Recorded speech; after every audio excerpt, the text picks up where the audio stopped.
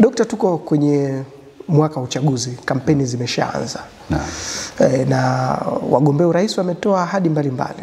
Wengine wakisema watagawa viwanja 5 kwa kila kijana, wengine wakisema endapo atapewa watahakikisha wifi inapatikana nchi nzima, wengine wakasema katiba itapewa. Lakini kuna baadhi ya mawazo yametoka kwamba watu wanasema wanafanya maskara, wazungumzii changamoto za moja kwa moja za wananchi. Wewe kama mtaalamu wa masuala ya siasa na mfuatiliaji wa karibu, unazungumziaje mwenendo huu wa kampeni toka zilipoanza?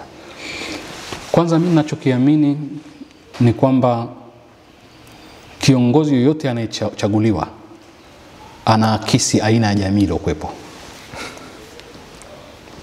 Mwamko wa jamii ndio unaweka aina ya kiongozi. Vile mtakavyokuwa ndivyo mtakavyotawaliwa.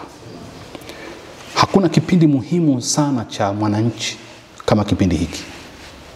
Mwananchi akiwa mwerevu anaweza kuweka utaratibu wa kutawaliwa miaka 5. Na ukiona mwananchi anashabikia vitu ambavyo havina msingi, basi hiyo ndio level yake. Anafaa kutawaliwa na huyo mtu.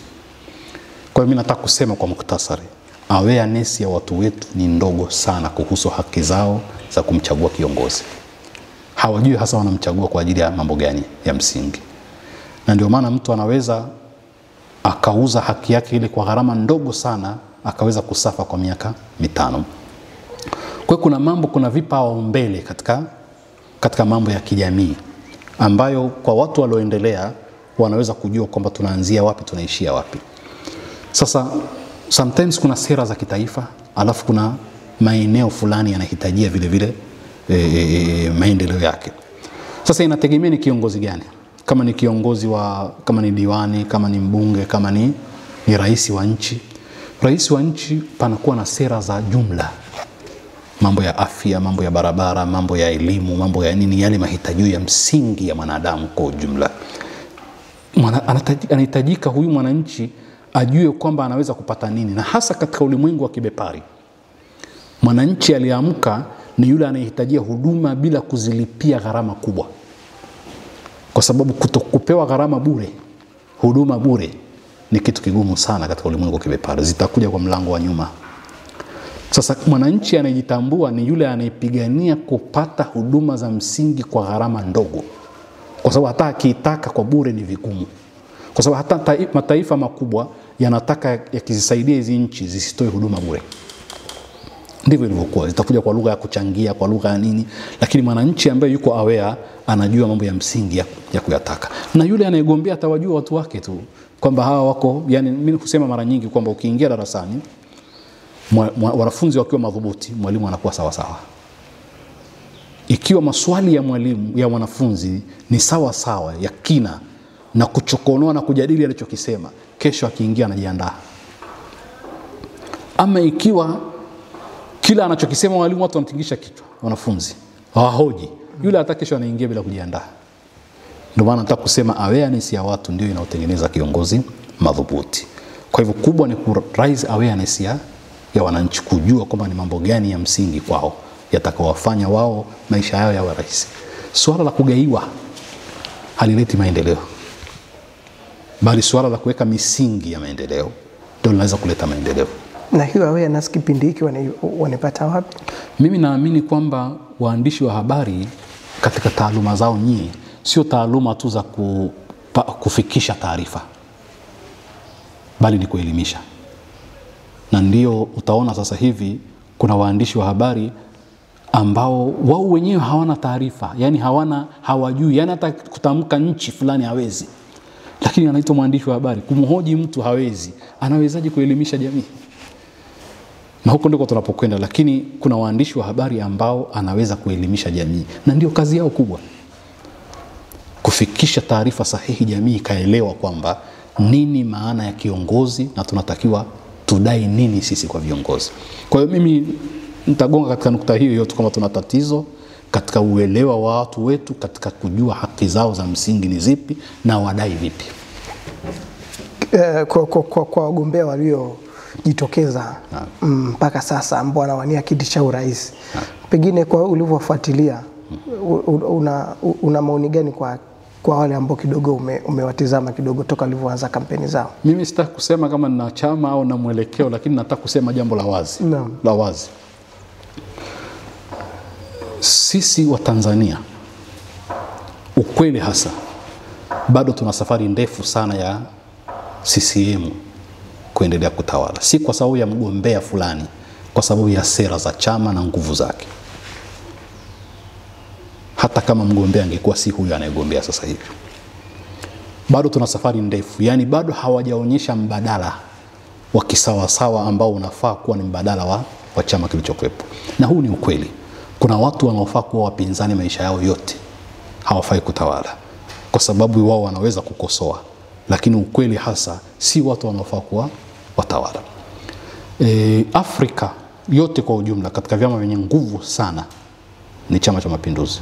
Sio katika level tu ya Tanzania, Afrika, pengine hata duniani.